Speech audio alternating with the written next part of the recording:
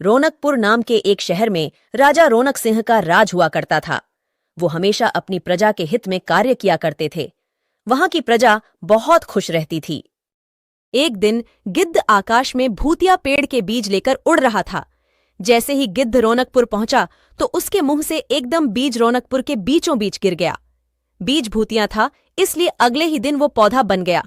वहां के स्थानीय निवासियों ने जब पौधे को देखा तो हैरान रह गए, क्योंकि पौधे का रंग काला था।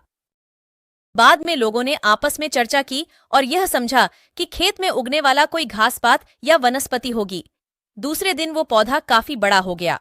लोगों को और ज्यादा दुविधा हुई कि एक ही दिन में ये पौधा इतना बड़ा कैसे हो गया। बड़ा होते होते वो पौधा तीसरे दिन पेड़ बन गया।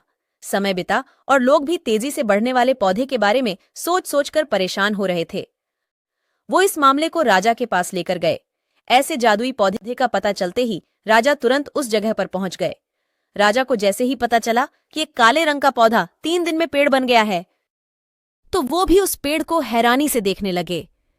राजा उस पेड़ के पास चौथे दिन पहुंचे थे और तब तक पेड़ और बड़ा हो चुका था। वो इतनी तेजी से फैला था कि किसी को यकीन ही नहीं हो रहा था। राजा समझ गए थे कि पेड़ का रंग काला है, इसमें जरूर कुछ जादू टोना होगा। इसी सोच के साथ राजा ने घोषणा कर दी कि जो भी इस पेड़ को खत्म करेगा उसे वो इनाम के तौर पर 1000 सोने के सिक्के देंगे। यही नहीं, राजा ने यहां तक कहा कि पेड़ को खत्म करने वाला व्यक्ति मेरी मृत्यु के बाद मेरी राजगद्दी पाने का हकदार भी बनेगा। इतनी बड़ी घोषणा सुनने के बाद हर कोई पेड़ खत्म करने के लिए अपना दिमाग लगाने लगा। राजा के सारे चतुर मंत्रियों ने भी तरकीब लगाई, लेकिन पेड़ को कोई भी नष्ट नहीं कर पाया। किसी ने पेड़ के आसपास आग लगवाई तो एक मंत्री ने उस भूतिया पेड़ को हाथियों तक से खिंचवाया, लेकिन पेड़ को कुछ भी न हुआ। अब लोगों के मन में डर बैठ गया और उन्हें लगा कि पक्का यह ऐसा वैसा नहीं बल्कि भूतिया पेड़ है। तभी उस गांव के एक समझदार व्यक्ति को राजा की घोषणा का पता लगा। जानकारी मिलते ही वह अपने गुरु के पास भूतिया पेड़ से जुड़े रहस्य को जानने के लिए पहुंच गया।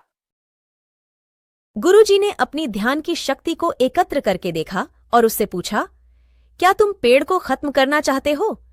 समझदार व्यक्ति ने जवाब दिया, हाँ गुरुजी, सब उससे परेशान हैं।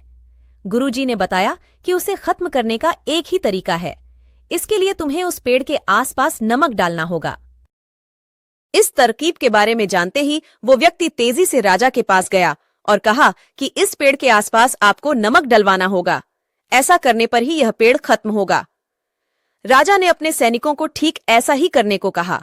सैनिकों ने मिलकर पेड़ के चारों ओर खूब सारा नमक डाल दिया। नमक डालने के एक दिन बाद ही पेड़ का आकार कुछ कम हुआ। होते होते 5वें दिन तक पेड़ एकदम छोटा हो गया। उसके बाद गलकर वो गायब ही हो गया। उस व्यक्ति की तरकीब काम कर गई और राजा ने खुश होकर उसे इनाम का 1000 सोने की मोहर पहले दी। उसके बाद एक पत्र दिया जिसमें लिखा था कि वो राजा के मरने के बाद उनकी गद्दी को संभालेगा। वो समझदार व्यक्ति खुश होकर अपने घर चला गया। कहानी से सीख, ऐसी कोई मुसीबत नहीं होती जिसका समाधान न किया जा सके।